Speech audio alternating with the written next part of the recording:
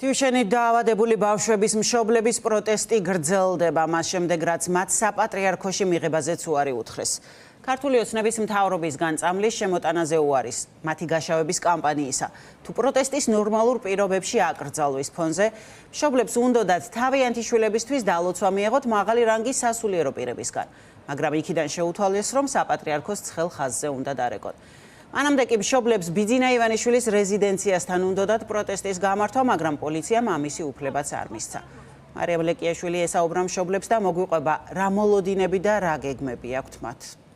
დიახ, საპატრიარქოსთან მისულ დიუშენის კუნთოვანი დისტროფიის სინდრომის მქონე ბავშვებსა და მათ მშობლებს იქ შინაგან საქმეთა სამინისტროს წარმომადგენლები დაახვედრეს და არ მისცეს საშუალება საპატრიარქოს შიდა ტერიტორიაზე შესვლისა. ამ მშობლებს უნდოდათ, რომ გუშინ გიორგობის ბრწყინვალე დღესასწაულთან დაკავშირებით სასულიერო პირებს დაელოცათ მათი შვილები და სოლიდარობა გამოეცხადებინათ სასულიერო პირებს მათთვის, თუმცა შინაგან საქმეთა სამინისტროს წარმომადგენლებმა არ მისცეს მათ საპატრიარქოს შიდა ტერიტორიაზე შესვლის უფლება. საპატრიარქოდან მათ შემოუთვალეს, რომ გუშინ იყო არასამუშაო დღე და ისინი პასუხს საპატრიარქოს ცხელ ხაზზე დარეკვის შემდეგ მიიღებენ და სწორედ მას შემდეგ, რაც მშობლები დარეკავენ საპატრიარქოს ცხელ ხაზზე, ისინი გაიგებენ საპატრიარქოს საერთო პოზიციას ამ თემასთან დაკავშირებით. მას შემდეგ, რაც მშობლები ვერ შევიდნენ საპატრიარქოსში და ტერიტორიაზე, მათ გადაინაცვლეს სიონის საკათედრო ტაძარში, სწორედ იქ, სადაც არის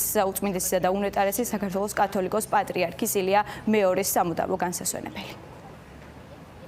ეს ხო ქრისტეს დაწესებულებაა და ქრისტესთან ბავშვებს მოვიღავთ. ესაუბრება წარმომადგენელს, გასცემს პასუხს და მოგიტანენ განმარტებას გაგიკეთებინეთ. ამჯერე თიფსახურება კარი მოგვიტანოს.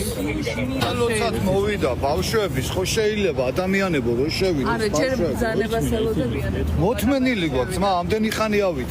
როდესაც ჩვენ მივახლოვდით საპატრიარქოს, წინ დაგვხვდა პოლიციათა კორდონი და მათ არ მოგცეს საშუალება, რომ მივსულიყავით ჭიშკართან. როდესაც მივახლოვდით ჭიშკარს, იქ დამხვდა დაცვის თანამშრომელი, რომელმაც მითხრა, რომ ეხლა დასრულებული იყო სამუშაო საათები და ჩვენ შეგვეძლო ცხელხაზეთ დაგვერეკა, რომელიც მან ჩამაწერინა და წინასწარ შეთანხმების საფუძველზე შესაძლებელი იქნებოდა საპატრიარქოდან ვინმე წარმომადგენელი გამოსულიყო და დაელოცა ჩვენი შვილები. თან მივიყვანეთ ბავშვები, გვინდოდა რომ გუშინდელ დღესთან დაკავშირებით დაელოცათ ჩვენი შვილები და ასევე ჩვენთვის მშობლებისთვისაც რაიმე სანუნგეშო სიტყვა ეთქვათ. თუმცა გვითხრეს, რომ არასამუშაო დღე იყო, უკვე არასამუშაო დღეს მივედით და მივსულიყავით სამუშაო დღეს, ან დაგვერეკა მოგცეს ნომერი და დაგვერეკა მეორე დღეს, ანუ დღეს და გაგვიგო პასუხი მათი შეხედულების. ჩვენ მშობლები მე-16 დღეა უკვე კანცელარიასთან ვათენებთ.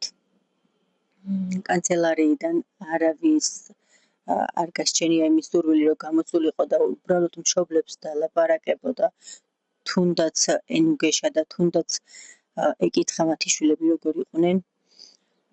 არ გავჩერდებით, არც ერთი მშობელი არ გავჩერდებით, სანამ ჩვენი შვილები იმ წამალს არ მიიღებენ, რა წამალიც მათ სასიცოცხლოდ სჭირდებათ.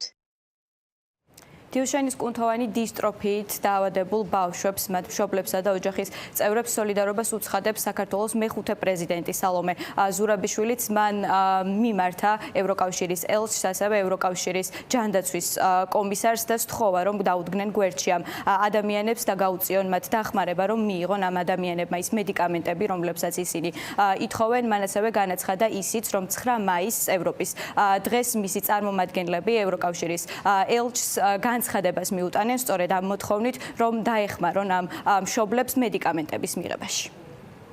მე გადავწყვიტე, რომ მივმართო ევროკავშირის ელჩს და ევროკავშირის კომისარს, ჯანდაცვის კომისარს, რადგანაც მოვისმინე ძალიან დიდი ყურადღებით მათი განაცხადები ბოლო პერიოდში, რომ აქაურ მთავრობასთან სანამ ეს მთავრობა არ შეცვლის თავის კურსს და თავის განცხადებებს არაფერი წინსვლა არ იქნება, ვერ იქნება, სამაგიეროდ რომ ხარს უჭერს ევროკავშირი ჩვენ საზოგადოებას, რომელიც იბრძვის ჯერ კიდევ და რომელსაც გამოაჩინა თავისი პროევროპულობა, არაერთხელ ევროპის დღეს ჩემი წარმომადგენლები მიიტანენ ევროკავშირის ელჩთან სწორედ ამ წერილს, რითაც მე მოვითხოვ, რომ ეს დახმარება გამოიყოს დიუშენის დაავადებულ ბავშვების მშობლებისთვის.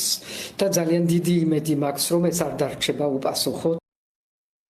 უკვე მე-18 დღე რაც დიუშენის კუნთოვანი დისტროფიის სინდრომის მქონე ბავშვების მშობლები და ოჯახის წევრები კანცელარიასთან უწყვეტად აპროტესტებენ ქართული ოცნების პოლიტიკას. მათი მოთხოვნები მე-18 დღესაც არის უცვლელი, რომ შემოიტანონ საქართველოში ის მედიკამენტები, რომლებიც უკვე არის დადასტურებული ჯანდაცვის მსოფლიო ორგანიზაციების მხრიდან ამ დაავადების პროგრესირების შესაჩერებლად და ასევე აქტიურად გამოიყენებენ როგორც ევროპის სხვადასხვა ქვეყნებში, ასევე ამერიკის შეერთებულ შტატებში. მათი მოთხოვნა არის ასევე ის, რომ შეხვდნენ მათ ქართული ოცნების წარმომადგენლები, კონკრეტულად კი ქართული ოცნების ჯანდაცვის მინისტრი მიხეილ სარჯოლაძე და ქართული ოცნების პრემიერ-მინისტრი ირაკლი კობახიძე. ისინი ასევე ითხოვენ საზოგადოებრივ მაუწყებლის ეთერში, საზოგადოებრივ მაუწყებლის პირდაპირ ეთერს სწორედ ქართული ოცნების წარმომადგენლებთან ერთად.